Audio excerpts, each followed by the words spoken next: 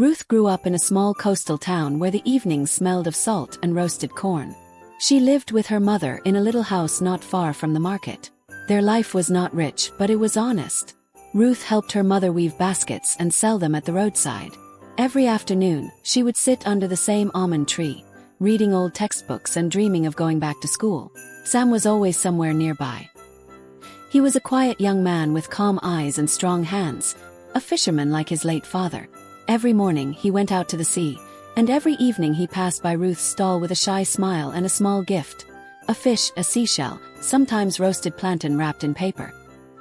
He did not know how to use big words, but his actions spoke clearly. Everyone in town could see that Sam loved Ruth. Ruth liked Sam's kindness. She trusted him. He listened to her dreams about furthering her education, owning a small business one day, helping her mother retire from the stall. Sam always said the same thing. Ruth, you are meant for more. One day, you will stand in front of a big building with your own name on it. Then December came, and with December came Richard.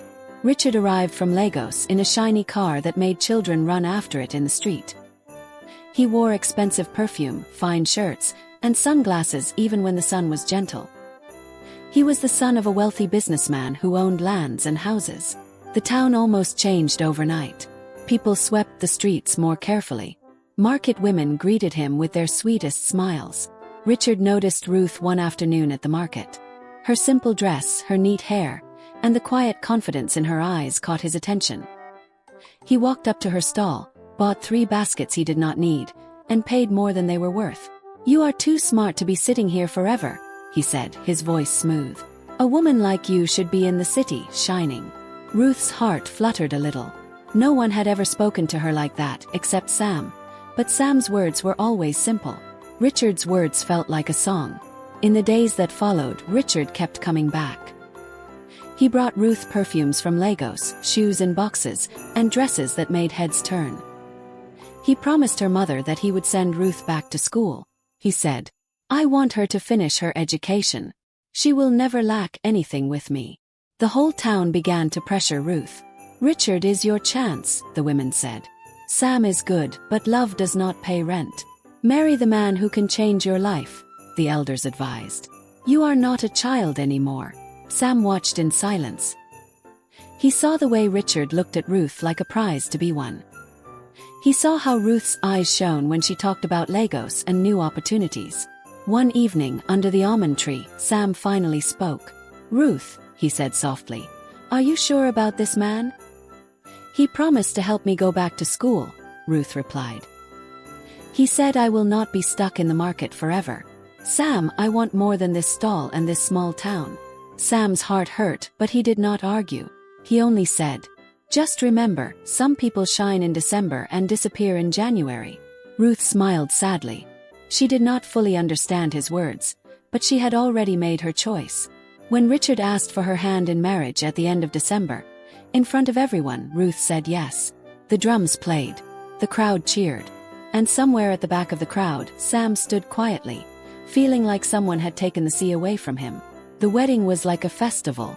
For days, people talked about nothing else. Children practiced dance steps in the streets. Women sewed new clothes. Men argued about which cow would be slaughtered. Ruth's mother wept tears of mixed joy and fear.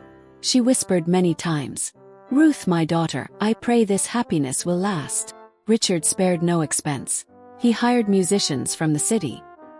He rented bright canopies that made the town square look like a picture from a magazine. There were plates of jollof rice, grilled fish, fried meat, and cool drinks for everyone. People said they had never seen such a celebration. Ruth wore a simple but beautiful gown, white with soft lace at the edges. Her hair was neatly styled, and her face glowed.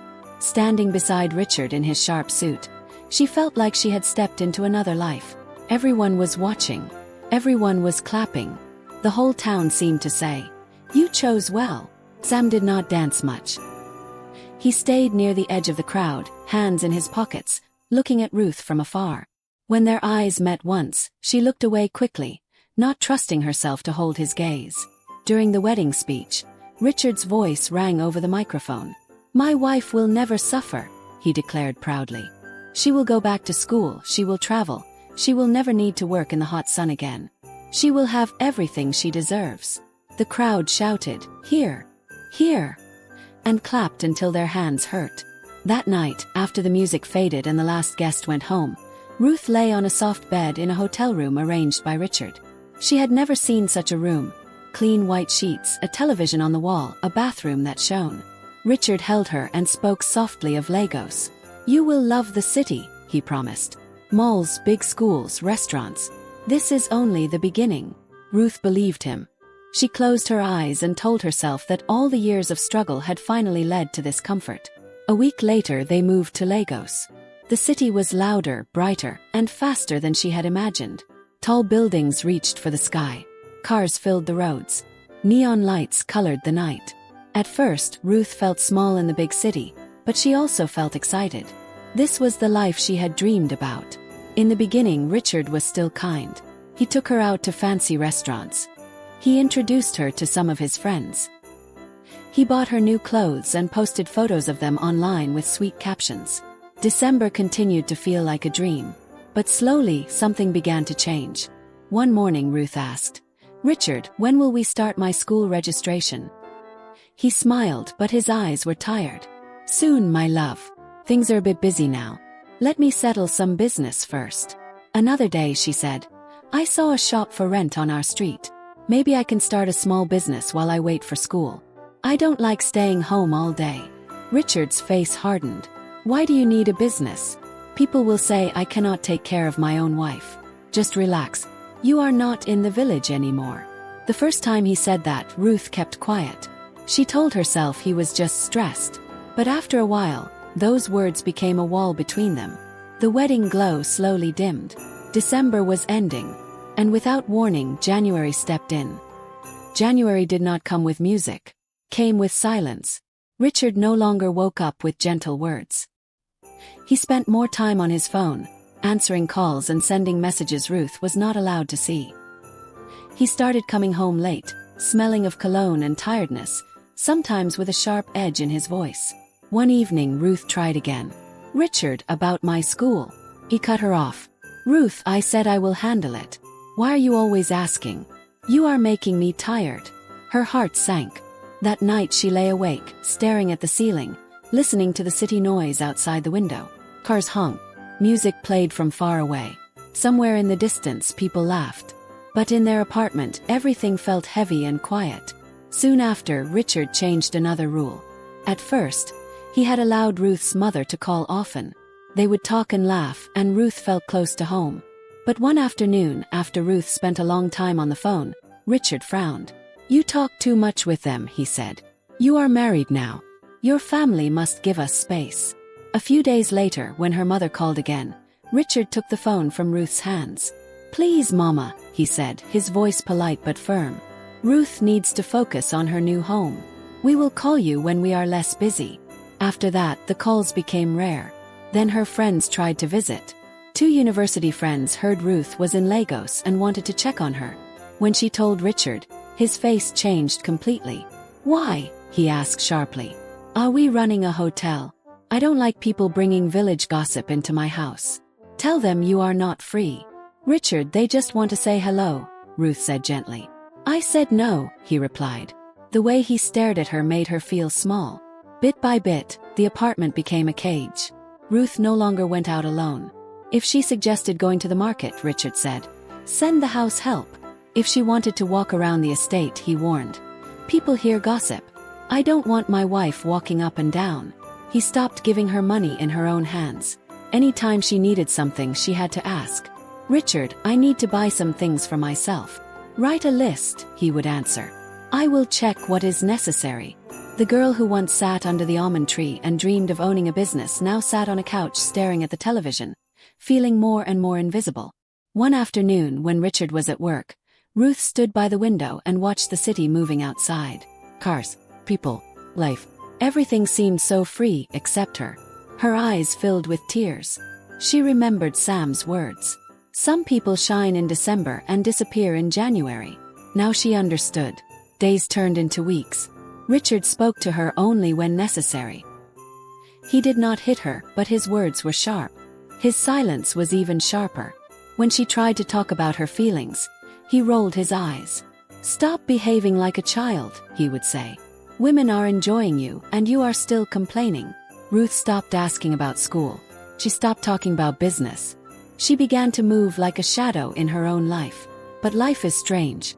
Even in the deepest loneliness, something always tries to reach us. One evening, as she scrolled through her phone in secret, a message popped up from an unknown number. "Ruth, this is Sam. Your mother gave me your contact. I just wanted to know. Are you truly happy?" Her fingers froze. She stared at the screen for a long time. Then tears rolled down her cheeks, not because of the message itself, but because it was the first time in months that anyone had asked how she felt. She did not reply that night. But the message sat in her heart like a small, warm light in a dark room. By the middle of the year, Ruth had become an expert in pretending. When Richard's friends visited, she smiled and served them drinks. They always said the same things. "Richard, your wife is beautiful. Oh, you are enjoying." She would smile and say, "Thank you," then disappear into the kitchen, carrying her sadness like a plate that never emptied. One day, while cleaning the living room, she came across a drawer that Richard usually kept locked. That morning he had rushed out and forgotten the key. The drawer slid open easily. Inside, Ruth found a pile of documents and papers. What caught her eye were printed photos of Richard with another woman, taken at parties and restaurants. The woman was always at his side, laughing, holding his arm, dressed in clothes that glowed. Ruth's hands shook. She stared at the pictures, feeling her chest tighten. A December memory flashed in her mind. Richard at their wedding saying, "My wife will never suffer." Now she understood. His promises were for the crowd, not for her heart. That evening when he returned home, she tried to talk. "Richard, who is she?" Ruth asked quietly, holding one of the pictures. His eyes hardened. "You went through my things. That's not the point. You said you loved me. I married you," he snapped. "Is that not enough? Don't start acting like a village girl. This is Lagos. People live differently here." Something inside Ruth broke. That night, after he fell asleep, she went to the balcony and finally replied to Sam's message. "Hi Sam. I am surviving." The reply came quickly. "Ruth, surviving is not the same as living. I don't want to disturb your marriage. I just want you to know. You are not forgotten." From then on, they spoke once in a while. Their conversations were careful and respectful. Sam never insulted Richard. He never pushed her to leave. He simply listened as she poured out her heart. He told her about her mother, about the town, about the almond tree that still stood in the same place. He told her about his small fishing business that was slowly growing. He had saved money. He had bought a bigger boat. Life was not easy, but he was grateful. Whenever Ruth ended the call, she felt both lighter and sadder. Lighter because someone cared. Sadder because she saw clearly the difference between Richard and Sam. One controlled and silenced her. The other gave her space to breathe. As December approached again, Richard suddenly changed. He started bringing gifts home. He posted more photos of them online. He attended charity events and donated money in front of cameras. At home, he invited neighbors and business friends for end-of-year parties. People praised him. "Richard is a good man," they said. "Look how he gives back to the community." Ruth watched everything with new eyes. She saw the pattern. In December, Richard needed to shine. He needed to look like the perfect husband and generous man. After that, he would return to being cold and distant. At one of the December parties, a woman leaned toward Ruth and said, "You are lucky. Many women are praying for a husband like yours." Ruth smiled weakly. Inside, her heart whispered, "They are praying for his December. They do not know his January." That night, after the guests left, Ruth stood in front of the mirror. She barely recognized herself. The girl who once had dreams had become a woman who counted days. She realized something important. No one was coming to save her. She had to save herself. She picked up her phone and called her mother. "Mama," she said, voice shaking, "are you home this Christmas?" "Yes, my child," her mother answered softly. "This house is always open to you." Ruth took a deep breath. "Mama, if I come home, will you still accept me?" On the other side of the line, her mother began to cry. "Ruth, I have been waiting for you to ask. You are my daughter. Not even Lagos can change that." That night, Ruth also messaged Sam. "Sam, if I come back to town, will people laugh at me? His reply was simple.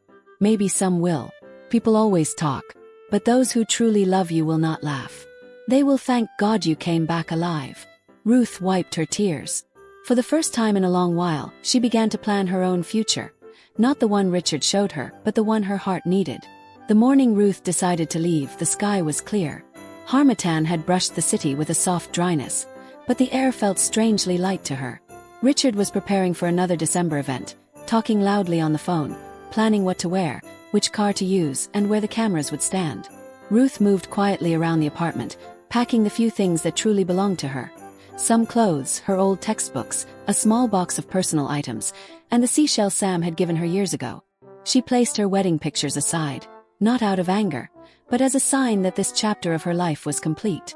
When Richard finally noticed her suitcase by the door, he frowned. "What is this?" he asked. "I'm going home," Ruth replied, her voice calm. "Home? This is your home." She shook her head slowly. "This is your house. A home is where a heart can breathe." Richard laughed harshly. "So you want to run back to your village? After all I have done for you?" Ruth looked at him, and for once she did not feel small. "You did things for people to clap. You promised school, but you kept me inside. You promised partnership, but you kept me under your control. You loved December, not me." He stepped closer, anger flashing in his eyes. "If you walk out that door, don't ever come back." She picked up her suitcase. "If I stay, I may never find myself again. I would rather go back and start with nothing than stay here and lose my soul." Without waiting for his response, she walked out. Her heart pounded, but her steps were steady. The city noise filled her ears. This time, instead of sounding distant, it felt like a drumbeat pushing her forward. The journey back to her town was long, but every mile felt like a layer of heaviness falling off her shoulders. When she finally stepped down from the bus, the familiar smell of the sea welcomed her. Children ran past her, laughing. Somewhere in the distance, she saw the old almond tree. Her mother was waiting at the doorway of their house. As soon as Ruth appeared, her mother ran to her and wrapped her in a tight embrace. "My daughter," she cried. "You are home." Ruth began to sob, not from shame, but from relief. In the weeks that followed, people talked, of course. Some whispered that she had thrown away a good life. Some said she could not handle city marriage. But those who truly loved her stood by her side. Her mother, her neighbors, and Sam. Sam did not rush to her. He gave her space to heal. He helped repair the stall. He sat with her under the almond tree again, sometimes in silence, sometimes listening as she shared her story. One evening, as the sun was setting and the sky turned soft orange, Ruth looked at him. "Sam," she said, "I once chose money over love. I once chose a season over a person. It nearly broke me." He nodded quietly. "You were young. And December is always loud. It is easy to mistake noise for love." Ruth smiled sadly. "Will you ever stop caring for me?" Sam took a deep breath. "Ruth, I never stopped. But I will only come closer if you want me to. Your freedom comes first." His words wrapped around her like a warm cloth. They did not rush into any declaration. They simply walked home side by side. Two people who understood that real love is patient, steady, and willing to stay even when there is no music playing. Months later, Ruth started a small business teaching children how to read and helping them with schoolwork after market hours. The same books that once held her dreams now became tools for others. Parents trusted her. Children loved her. Slowly, she built a life that belonged to her, not to anyone's control. Sam's fishing business continued to grow. Sometimes he brought her fish just like before. Sometimes he just sat and listened to her plans. One December evening, as the town prepared for Christmas, an old neighbor joked, "Ruth, are you not afraid of December?" She laughed softly. "December is not the problem. The problem is marrying someone who only behaves well in December." That night, as the wind blew gently and the sea whispered softly, the elders of the town began to tell a new story to the younger ones. Once, there was a woman who married December itself. She learned the hard way that you must not marry the season that shines, but the person who stays when the lights go off. And far from the noise of Lagos under a simple sky, Ruth finally understood that true wealth is not in cars, clothes, or fancy parties. True wealth is in peace, freedom, and love that does not disappear when the music ends. Morals of the story. Never choose a person simply because they shine in public. Choose the one who treats you with kindness in private. A glittering season is not a lifetime. December excitement fades, but character remains. A love that restricts, controls, or silences you is not love. It is a cage. A true partner does not dim your light. They help you grow brighter.